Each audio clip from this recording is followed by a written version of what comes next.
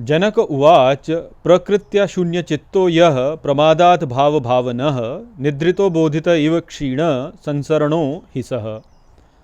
नमस्कार मित्रों, ये जो श्लोक है ये अष्टावक्र गीता के 14वें अध्याय का पहला श्लोक है जिसे हम आज गहराई से समझेंगे। तो आइए सबसे पहले इसके अर्थ को समझते हैं।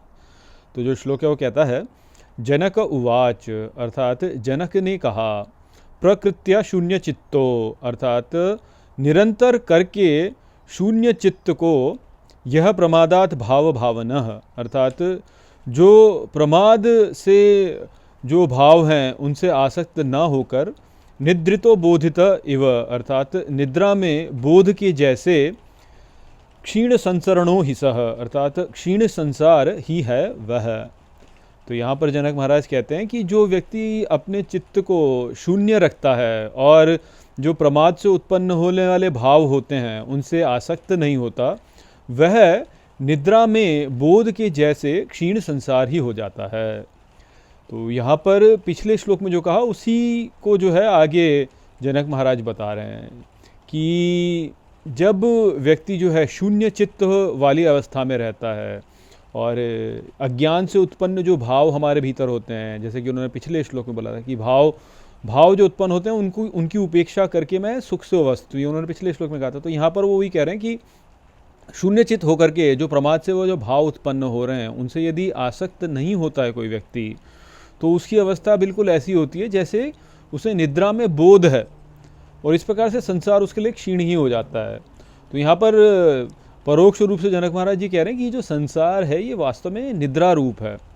तो यहाँ पर जितने भी लोग हैं जो कि संसार को वास्तविकता दे देते हैं, जो ये मान लेते हैं कि संसार वास्तव में है, वह वास्तव में निद्रा में है, वह चेतन नहीं है, वह निद्रा में है और वो प्रमाद में है। वास्तव में ये भाव उत्पन्न होते हैं संसार की घटनाओं को देख करके, जो भाव उत्पन्न होते हैं उनमें जो व्यक्ति बह जाता है वह व्यक्ति वास्तव में निद्रा में है। उसने संसार को महत्व दे दिया है और वो बस उसको कोई बोध नहीं है, वह बोध में नहीं है, वह भावनाओं में बह जाता है।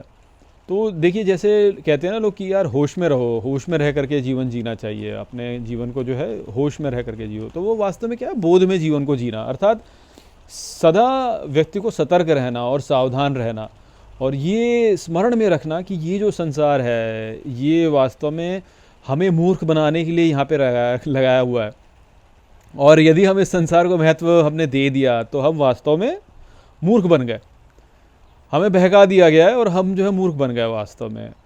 तो जो इस संसार से इस प्रकार से जो है प्रभावित नहीं होता और शून्य चित्त रहता है, अर्थात जो वो अपने उसी अवस्था में रहता है, ये भाव जो उत्पन्न होते हैं उनको उत्पन्न होने दे सकता है। ऐसा नहीं कि उत्पन्न, क्योंकि ये जो भाव जो है तो उत्पन्न होंगे, परंतु इन भावों को जो है यदि वो ग्रहण ना करे, उनसे आसक्त ना हो, तो फिर वह निद्रा में ही वास्तव में बोध में है। कि जैसे आपने स्वप्न देखा, मान लीजिए, तो जैसे स्वप्न में हम निद्रा में होते हैं और स्वप्न देखते हैं और हमको वो जो स्वप्न होते हैं वह ही वास्तव में सत्य प्रतीत होते हैं। तो ठीक उसी प्रकार से यहाँ पे जो संसार है, यहाँ पर जो भी घटनाएं हो रही हैं वो घटनाएं वास्तव में स्वप्न है, परंतु हमको वह सत्य से प्रतीत होते हैं। क्यों प्रतीत होते हैं? क्योंकि हमने उनको महत्व दे दिया, हमने उनका अस्तित्व हमने मान लिया है। परंतु यदि हम उसका अस्तित्व ना माने हैं और हम ये देख लें कि भाई पीछे जो है, इनके पीछे जो है वास्तव में वह सत्य है, वह परमेश्वर, परमात्मा, ईश्वर या भगवान, जो भी आप नाम देना चाहें, वो है वास्तव में हरि, राम, जो भी आप बोलें इसको, कृष्ण, कि भाई यहाँ पर जो भी कुछ है सब कुछ कृष्णमय है, सब कुछ राममय है, हरिमय है। यहाँ पर जैसे बोलते हैं ना कि राम रूप ही सब जग जानी करके, कि ये संपूर्ण जगत जो है ये वास्तव में केवल ईश्वर ही है, ईश्वर का विश्व रूप है जो कि हमारे आगे प्रकट हो रहा है। और वो एक प्रकार से देखा जाए तो लीला कर रहे हैं, हमारे साथ खेल रहे हैं और हमें मूर्ख बना रहे हैं वास्तव में। तो यदि हम मूर्ख ना बने तो फिर उनको जो है झक मार के हमको अपनाना ही पड़ेगा, और यदि हम मूर्ख बन गए तो बस वो खेलते रहेंगे हमारे साथ में। तो ऐसे मान लो जैसे कई बार माता पिता जो होते हैं बच्चों के साथ में जो है कई बार ऐसे ही हंसी ठट्टा करते हैं और उनके साथ में ऐसे ही बोलते हैं कि अरे तू तो ऐसे ही है, तेरे साथ ऐसे कर ले। और बच्चे यदि जो है उस बात पे चिढ़ जाएं तो जो माता पिता होते हैं वो फिर और खेलते हैं थोड़ा उनके साथ में, उनको और खेलते हैं कि भाई सीख ले तू, समझ जा, सीख जा। है तो उस प्रकार से जो है भगवान खेलते रहेंगे यदि हम सीखेंगे नहीं तो। और यदि हम सीख जाते हैं और हम बोलते हैं कि नहीं आप ही हो, हम तो नहीं खेल रहे, हम तो नहीं खेल रहे, आप ही हो, हमें मूर्ख बना रहे हो, तो फिर भगवान जो है वो झक मार के फिर बोलेंगे चलो अभी खेल बंद करते हैं, आ जाओ, तो अब तुम वास्तविकता में ही आ जाओ।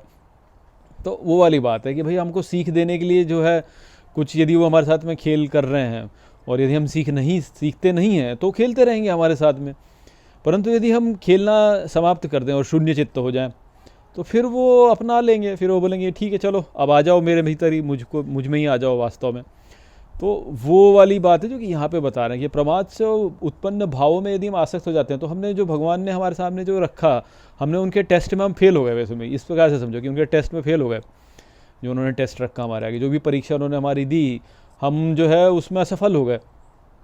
तो उन प्रमाद में नहीं जाना है, आसक्त नहीं होना है, शून्य चित्त हो जाना है। शून्य चित्त हो जाएंगे तो जो है हमने वास्तव में अपने चित्त को भगवान को दे दिया, तो फिर जो है निद्रा में बोध वाली स्थिति हमारी हो जाती है। क्यों? क्योंकि फिर सामने जो हमारे प्रकट होता है वह दिखता अवश्य है कि अच्छा ये ऐसा है, परंतु हमें जो है तुरंत इस बात का भान हो जाता है कि नहीं, यहाँ पीछे तो भगवान है वास्तव में।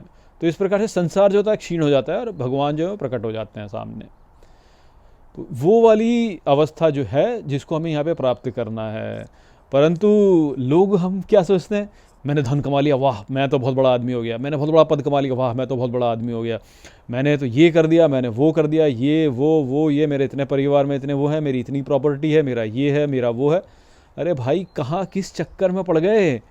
भगवान है सब कुछ यहाँ पर, खेल रहे हैं तुम्हारे साथ में। तुमको लग रहा है कि तुमने पता नहीं क्या क्या कर लिया, परंतु वास्तव में कुछ भी नहीं पाया, केवल सपने में ही जो है, सपने में महल बना दिया बस अपना। सब नष्ट हो जाना है, ये सब नष्ट हो जाएगा, सब भगवान का है, भगवान ही है। भगवान का क्या है? भगवान ही है वास्तव में। तो बस वो समझो, वो समझ लिया तो सब पा लिया वास्तव में, क्योंकि भगवान तो हमारे ही हैं, वो तो हमारे पूरे हैं। संपूर्ण संसार को जीत लिया जिसने इस बात को जान लिया कि यहाँ सब कुछ वास्तव में श्याममय है, सब श्याममय है। इस बात को जिसने जान लिया उसने संपूर्ण संसार को प्राप्त कर लिया, अनंत अनंत संपत्ति प्राप्त कर ली उसने। कहाँ ये छोटी सी संपत्ति के चक्कर में व्यक्ति जो है प्रसन्न हो रहा था कि मैंने बड़ा घर बना लिया, बड़ी प्रॉपर्टी खड़ी कर ली, कुछ भी नहीं है वो वास्तव में। संपूर्ण जगत को यदि प्राप्त कर ले कोई तो भगवान को प्राप्त करना है हमको, वो है पाने वाली चीज़। ये सब क्या है? समय व्यर्थ, केवल जो है आपके हाथ में खेल किया जा रहा है, आपको बहकाया जा रहा है और आप बहक रहे हैं। तो उस बात को समझिए, वो वाली बात थी जो यहाँ पर जनक महाराज ने बचाई। आशा करता हूँ कि मैंने आपको इस श्लोक को अच्छे से समझा दिया होगा। चलिए इसके साथ इस वीडियो को यहीं पर समाप्त करते हैं। नमस्ते।